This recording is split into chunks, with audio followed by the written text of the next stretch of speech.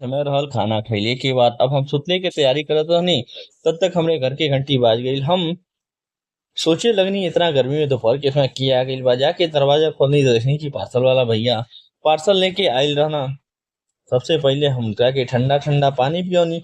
पानी पियले के बाद ऊ हमरा के हमार पार्सल देना और कुछ फॉर्मेलिटी रहे वो हमसे पूरा करवाना।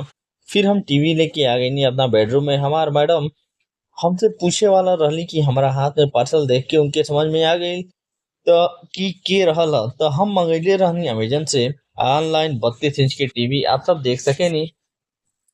तो अब बारी रहे बॉक्स के खुलने के। बॉक्स खोले करते कुछ चाहत रहे वो में टेप लागल रहे और टेप के फाड़े करते कुछ नुकीला चीज चाहत रहे। तो हम इन्हें उन्हें लगनी देखे तो हमके कुछ लोकल नहीं। तो बगली में हमकी गाड़ी की चाबी दिख गई। हम वही चाबी से लगनी बक्सा खोले। बक्सा बड़ा मजबूती से पैक कई गई बा। सबसे पहले दोनों और मोटका पिन मारल है और फिर ऊपर से टेप मारल है। तो हम सबसे पहले जन बार टेप हटौनी। टेप हटौले के बाद पिन खोले लगनी लेकिन पिनवा खुलत नहीं रहे। था फिर हमके दिमाग में आइडिया आइल कि काहे ना दफ्तिया के साइड से तनी फाड़ दिया जाए और पिनवा निकल जाए। फिर हम दफ्तिया के साइड से फाड़ दें पिनवा जौन बा आसानी से निकल गई। जब पिन निकाल देनी दोनों ओर के तो हमार बक्सा खुल गई। सबसे पहले बक्सा खुलने के बाद हमके मिलल दूगो प्लास्टिक के टंगरी। पहले तो हमके ई ना समझ में आयल कि का ह। तो हमार मैडम कहली कि ई टंगरी जौन बा टीवी के स्टैंड है और अगर हमनी के टीवी के मेज पे रख के देखल चाही तो ए स्टैंड के टीवी के नीचे कसे के पड़ी। तो हम कहनी एकर स्क्रूआ कहाँ बा।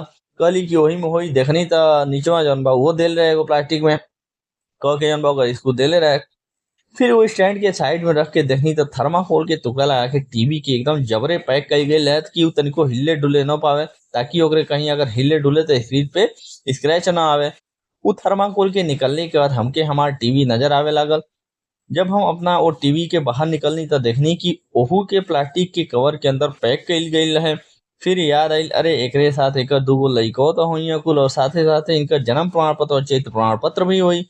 तो हम फिर से एक बार बक्सा के अंदर हाथ डालनी तो वो दोनों वही में रहना और वही में से चिल्लाता ना मालिक हमऊ के बाहर निकाली। तो उनके बाहर निकलनी। बाहर निकलने के बाद टीवी के कवर हटौनी। कवर हटौने के बाद देखनी तो टीवी के स्क्रीन के ऊपर दफ्ती लगा के टेप मारल है। वो टेपवा हटा के दफ्तिया हटौनी तो हमार मुखड़वा टीविया के स्क्रीनवा में चमचमाए लागल। फिर टीवी के बक्सा के ऊपर ध के हम जौन बा ओकर प्लग स्विच में लगा के ऑन कई देनी। कुछ देर तक इंतजार कर गईनी। जब इंतजार कइले के बाद भी टीविया हमार ऑन नहीं भइल तो हम सकपका गईनी। हम कहीं लगता जौन बा हमार टीविया जौन बा खराब बा। फिर हमार ध्यान गइल तो देखनी करे नीचवा टीविया के एगो बटन देले रहे सफेद रंग के ओके दबावे के पड़ी तब टीवी ऑन हुई। तो फिर हम वो बटन दबौनी। जैसे ही वो बटन दबौनी थोड़ी देर बाद जौन बा हमार टीवी ऑन हो गई। और ऑन जब वो ऑन भइल तो थोड़ी देर बाद टीवी स्क्रीन पर जौन बा रेडमी फायर टीवी लिख के आवे लागल। हम समझ गए नी कि हमार टीवी जौन बा सही बा। काहे कि जो पे लिख के आगे रेडमी फायर टी और आगे आप बढ़ौनी देखनी और कुछ आवे लागल। हम कहनी कि हमार टीवी चलत है मतलब हमार टीवी सही बा। फिर हम टीवी के जौन बा बंद कईनी। ओकर प्लग जौन बा स्विच पे निकलनी और टीवी के पैक करके द के और फिर हम चल गए नी सुते।